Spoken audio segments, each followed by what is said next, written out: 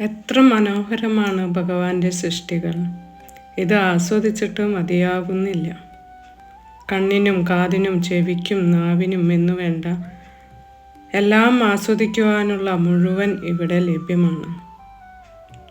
എന്നിട്ടും എന്തേ എല്ലാവരും കടന്നു പോകുന്നത് ഒരുപാട് ഉത്കണ്ഠകളിലൂടെയും ഭയത്തിലൂടെയും പലതരത്തിലുള്ള ആകുലതകളിലൂടെയും സാമ്പത്തികമായും ശാരീരികവുമായും മാനസികവുമായും. അതിപ്പോൾ ഒരു ശീലമായി. എല്ലാവരും വീണ്ടും ഇടയ്ക്ക് വീണ് കിട്ടുന്ന ചെറിയ സുഖത്തിൽ മയങ്ങി നടക്കുന്നു. ഇങ്ങനെ പരമസത്യത്തെ അറിയാതെ നാളെയാകാം പിന്നെയാകാം എന്ന് മാറ്റിവെക്കുന്ന കൂട്ടത്തിൽ ഒന്നാണ് ശാസ്ത്ര പഠനം. ഇവിടെയുള്ള ഏതൊരു വിദ്യാഭ്യാസത്തിനും ഉയർന്ന ജോലി കരസ്ഥമാക്കി തരാൻ സാധിക്കും. പക്ഷേ ജീവിത പ്രശ്നങ്ങളെ പരിഹരിക്കാൻ അതുകൊണ്ടാകില്ല. മഹാഭാരത യുദ്ധക്കളത്തിൽ തളർന്നുപോയ അർജുനനെ നമുക്ക് അറിയാം. ആയുധകലയിൽ നിപുണനായിരുന്നു അർജുനൻ. വില്ലാളി വീരനായിരുന്നു. മഹാദേവനെ വരെ പരാജയപ്പെടുത്തിയ ആൾക്ക് തനിക്ക് മുന്നിൽ വരുന്ന പ്രശ്നത്തെ തൻ്റെ കഴിവ് മുഴുവൻ ചോർന്നു പോയി ആയുധങ്ങൾ മുഴുവൻ നിലത്ത് വെക്കേണ്ടി വരുന്നു. ഈ അവസ്ഥകളൊക്കെ ഒന്ന് ഗഹനമായി നോക്കൂ, പഠിക്കൂ. ഇതുപോലെ പല വിധത്തിൽ ക്ലേശിക്കുന്ന നിരവധി പേർ നമുക്ക് ചുറ്റുമുണ്ട്. നമ്മൾ എന്തുകൊണ്ട് ഈ നിലയിലെത്തി? എന്തിന് ഇത്രയും ദുഃഖങ്ങൾ അനുഭവിക്കുന്നു? ജീവിതത്തിൽ ഒരിക്കലെങ്കിലും ഇതിന് കാരണമെന്തെന്നും പരിഹാരം എന്തെന്നും നമ്മൾ അന്വേഷിക്കണം. അപ്പോഴാണ് ശരിക്കും മനുഷ്യത്വം തുടങ്ങുന്നത് തന്നെ. ഇതിൻ്റെ പേരാണ് ബ്രഹ്മജിജ്ഞാസ. പരമസത്യത്തെക്കുറിച്ചുള്ള അന്വേഷിക്കാത്തിടത്തോളം പരാജയം തന്നെയാണ് ജീവിതം. അതുകൊണ്ട് തങ്ങൾ എന്തുകൊണ്ട് യാതനകൾ അനുഭവിക്കുന്നുവെന്നും എവിടെ നിന്ന് വന്നുവെന്നും എവിടേക്കാണ് മരണത്തിന് ശേഷം പോവുകയെന്നും അന്വേഷിക്കാൻ തുടങ്ങുന്നവരാണ് ഭഗവത്ഗീത പഠനത്തിനുള്ള ശരിയായ വിദ്യാർത്ഥികൾ.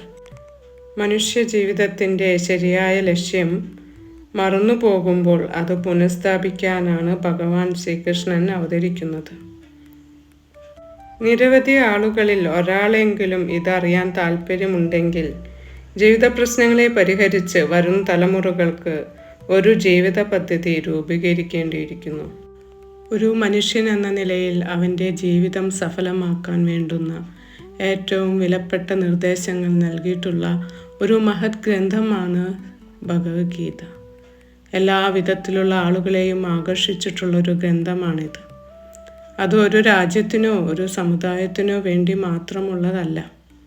മനുഷ്യജീവിതം ലഭിച്ചിട്ടുള്ള എല്ലാവർക്കും അറിഞ്ഞിരിക്കേണ്ടതും ജീവിതത്തിൽ പ്രയോഗിക്കേണ്ട തത്വങ്ങൾ നിറഞ്ഞതുമായ ഒരു ഗ്രന്ഥമാണ് ഭഗവത്ഗീത.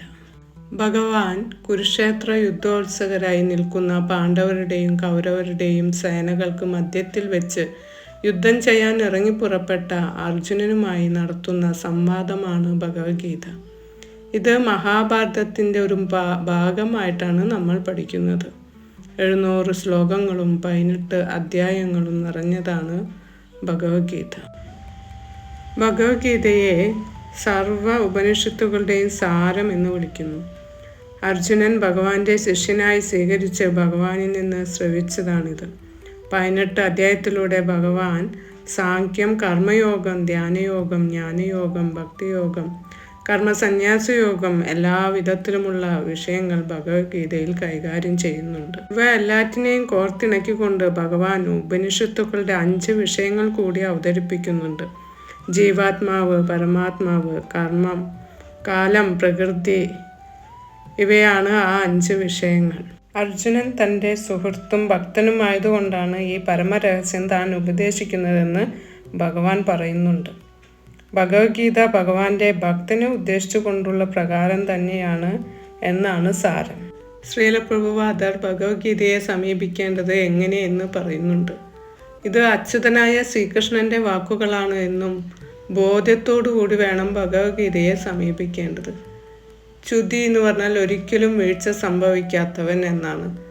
അച്യുതൻ എന്ന വാക്കിൻ്റെ അർത്ഥം. സാധാരണ ജനങ്ങൾക്കെല്ലാം വീഴ്ച സംഭവിക്കാൻ ഇടയുണ്ട്. ഒരിക്കലും വീഴ്ച സംഭവിക്കാത്ത ഭഗവാന്റെ നിർദ്ദേശങ്ങളാണ് ഭഗവത്ഗീത. അതുകൊണ്ട് അത് പഠിച്ചാൽ എനിക്ക് എന്തു ഗുണമുണ്ടാകും എന്ന തിരിച്ചറിവോട് വേണം നമ്മൾ ഭഗവത്ഗീതയെ സമീപിക്കേണ്ടത്. മനുഷ്യജന്മം കിട്ടിയിട്ടുള്ള ഒരാൾക്ക് അയാൾ ആരാണ് എന്ന് അറിയാൻ, ഇത് തിരിച്ചറിയാൻ സഹായിക്കുന്ന ഏറ്റവും ഉപകാരപ്രദമാകുന്ന ഗ്രന്ഥം തന്നെയാണ് ഭഗവത്ഗീത. ഈ ദുർലഭമായി കിട്ടിയിരിക്കുന്ന മനുഷ്യജന്മം കൊണ്ട് എന്താണ് ശരിക്കും നേടേണ്ടത് എന്ന അവസ്ഥയിലേക്ക് നമ്മളെ ഈ ഗ്രന്ഥം എത്തിക്കുന്നു. ഭൗതികമായി കാണുന്ന എല്ലാം ശാശ്വതമാണെന്ന് കരുതി അജ്ഞതയിൽ കഴിയുന്ന ബദ്ധജീവാത്മാക്കളായ നമുക്ക് ഇത് പഠിക്കാതെ, ഇത് തിരിച്ചറിയാതെ ജീവിക്കുന്നത് ഒരു കുരങ്ങൻ്റെ കയ്യിൽ പൂമാല കിട്ടിയാൽ എന്താവും സ്ഥിതി? അതുപോലെ പാഴാക്കുക തന്നെയാണ് ചെയ്യുന്നത്. എല്ലാവരും ജീവിക്കുന്നു, ഞാനും ജീവിക്കുന്നു, മരിക്കുന്നു. പക്ഷെ എൻ്റെ ജീവിതം കൊണ്ട് എനിക്ക് എന്ത് പ്രയോജനം? മറ്റുള്ളവർക്ക് എന്ത് പ്രയോജനം? ഈ തിരിച്ചറിവ് ഉണ്ടാകുന്നത് ഭഗവത്ഗീത പഠിക്കുമ്പോഴാണ്. എൻ്റെ ജീവിതത്തെ മാറ്റിമറിക്കുമെന്ന ബോധ്യത്തോട് വേണം പഠിക്കാനും ഇതിനെ സമീപിക്കുവാനും മനസ്സിലാക്കുവാനും.